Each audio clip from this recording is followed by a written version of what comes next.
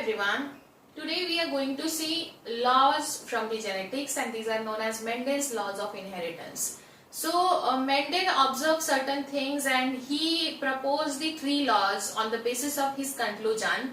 So there are three laws: a law of dominance, law of independent assortment, and you can say law of segregation. So basically we have to see these laws with the help of graph. Now today we'll be discussing these laws with the help of dihybrid and monohybrid cross. So that would be easy for you all to understand this concept. So okay. So now here I have written the phenotypes yellow round and green wrinkle, right? So ये हमने dihybrid cross में पढ़ा हुआ है. Now henceforth we'll write this again same dihybrid cross, and we'll try to find out where exactly we can observe these laws of inheritance.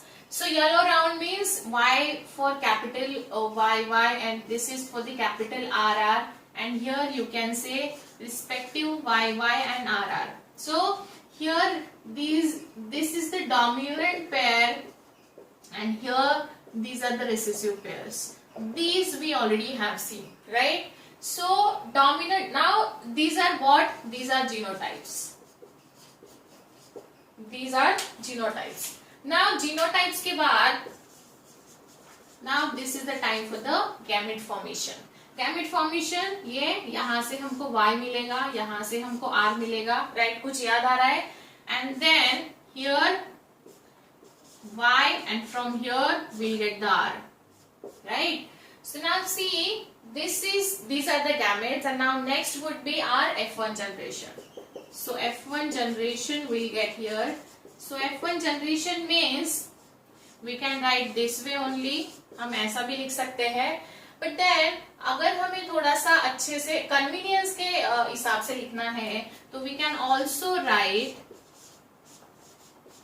in that way also. So हम ऐसा भी उसको लिख सकते हैं, उससे कोई फर्क नहीं पड़ने वाला है. So मुझे बताया this is our F1 generation. When we cross these things, we'll get the F1 generation. But this is F1 generation, and what would be the phenotype of F1 generation? No doubt, it would be a yellow round. So ये हमारा क्या हो गया? This is a yellow round, and this is our F1 hybrid. F1 hybrid हमको yellow round मिलता है. Green wrinkle का तो दूर दूर तक कोई एसेंस इसमें नहीं दिखाई देता है.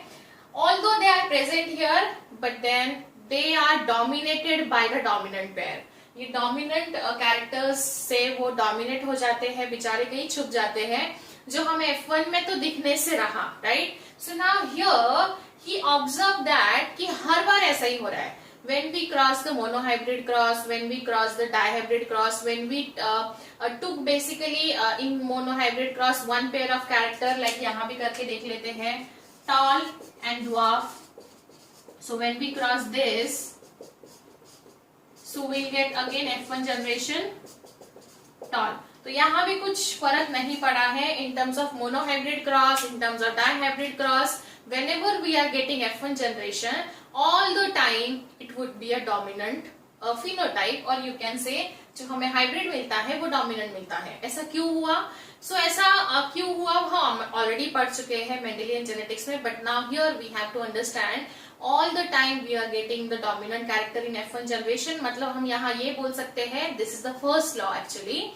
This is the law of dominance. So ये पहला लॉ है जो हम यहाँ अभी हमने पढ़ा. This is the first law, which is the Mendel's law of dominance.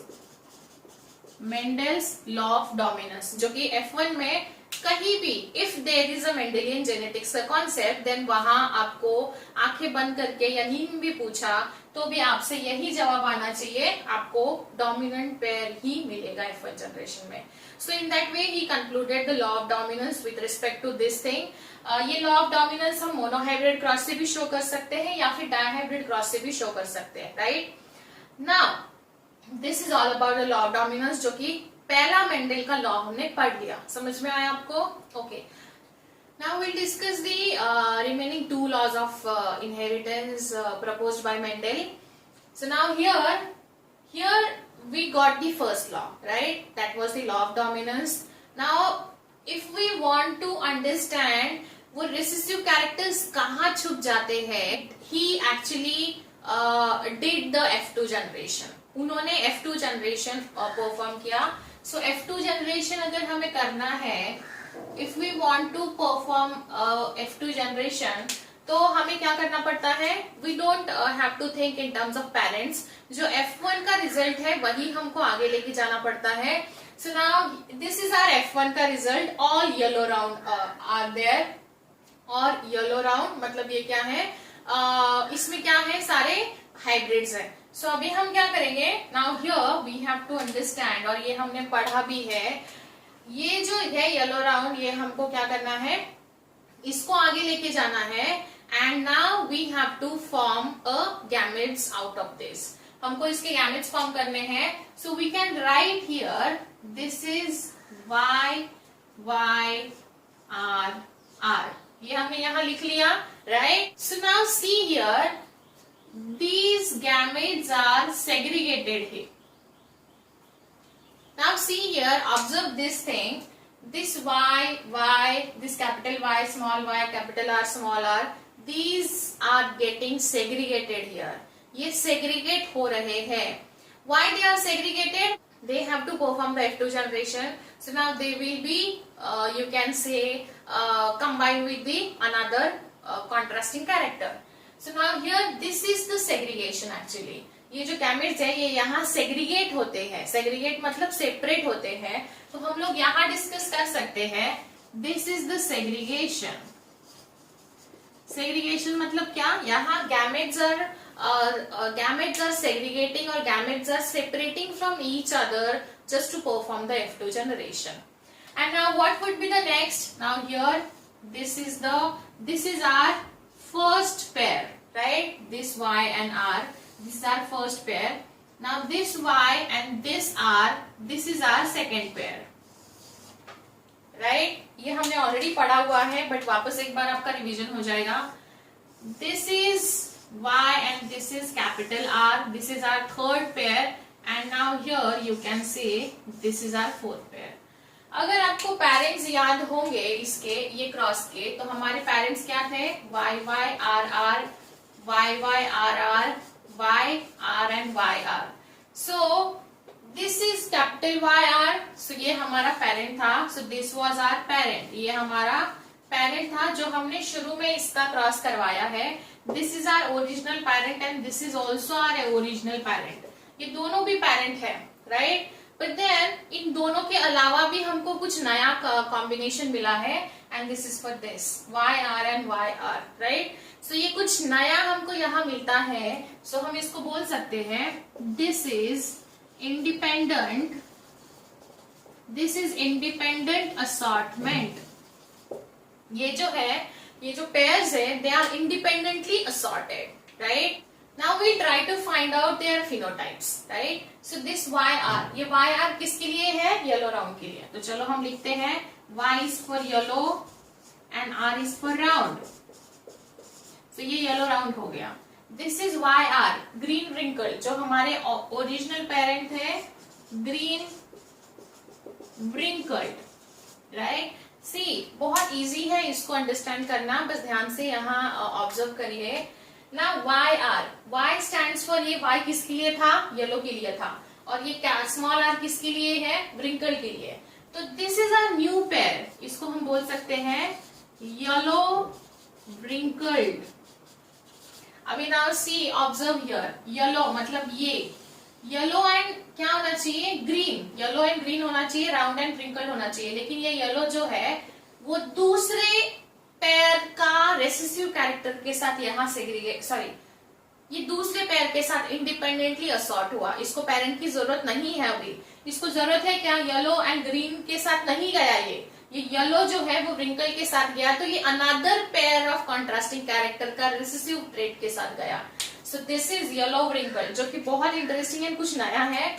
Now we find out the Y R. Y means green, so ये ग्रीन है, अभी ग्रीन है, और ये ग्रीन जो है ये इसका राउंड है, उसके साथ अटैच्ड हुआ है, green round. So now here you can observe these are the gametes, they are independently assorted. Now they are not dependent on the original parent. Now they are free, उनको एक freedom मिल चुका है, and they can choose their dominant and recessive partners. But ये दो जो है they are original parent, तो but obvious parents का एसेंस तो होना चाहिए. But apart from this original two pairs we are getting two and these are completely new and these are independent of their parents, right. So in a way हम ये पहला यहाँ हमने पढ़ा, ये सेग्रीगेट हुए. This is the second law, that is the law of segregation. सो ये second law है. This is the second law which is the law of segregation. ठीक है, मैं ये बहुत इजी करके आपको समझा रही हूँ. बुक में काफी कॉम्प्लेक्सिटी के साथ दिया है, बट पहले ये समझ लीजिए, फिर आप जब बुक रीड करोगे तो आपको आराम से समझ में आ जाएगा. And whenever they are making a pair for the F2 generation, जब F2 जनरेशन के लिए पेयर बनाया जाएगा, so now we have to have a 4 pairs. सो ये 4 पेयर्स एंड हम यहाँ भी 4 पेयर्स लिखेंगे. So ultimately we are getting a 16 boxes of Punnett square.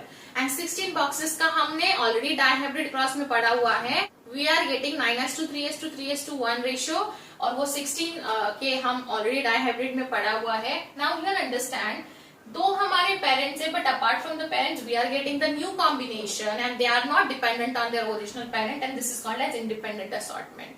Independently assort या डिस्ट्रीब्यूट हुए हैं, इंडिपेंडेंटली डिस्ट्रीब्यूट हुए हैं. सो यहाँ एक ही इसमें हमने आपके तीनों लॉज क्लियर कर दिए हैं. लॉ ऑफ डोमिनेंस जो है वो मोनोहाइब्रिड एंड डायहाइब्रिड दोनों प्रोसेस से हम लर्न कर सकते हैं. But law of segregation and law of independent assortment जो है, इसके लिए हमें डायहाइब्रिड क्रॉस या सेग्रीगेशन के लिए भी मोनोहाइब्रिड क्रॉस से हम इसको डिस्कस कर सकते हैं. सो यहाँ मैं लिख रही हूँ, दिस इज द क्रॉस, और sorry, this is the law which is basically explain by the monohybrid cross. ये हम मोनोहाइब्रिड क्रॉस से भी कर सकते हैं या डायहाइब्रिड क्रॉस से भी कर सकते हैं. This is also we can learn from the monohybrid cross or dihybrid cross. But this is the independent assortment का ये जो लॉ है, ये अगर हम डायहाइब्रिड से पढ़ेंगे तो हमारे लिए बहुत इजी हो जाएगा. Dihybrid cross because we are getting a new combination here. Okay. So now these are the 3 laws of Mendel's, and these laws are, they are meant for the they are meant for the characters which are inherited from parents to the next and next generation. So these are the Mendel's laws of inheritance. So इसको अच्छे से notebook में लिख लीजिए, कहाँ segregate हो रहा है, कहाँ इंडिपेंडेंटली असॉर्ट हो रहा है. And yes, that is it for today. If any doubt, you can let me know, and see you in next session. Thank you.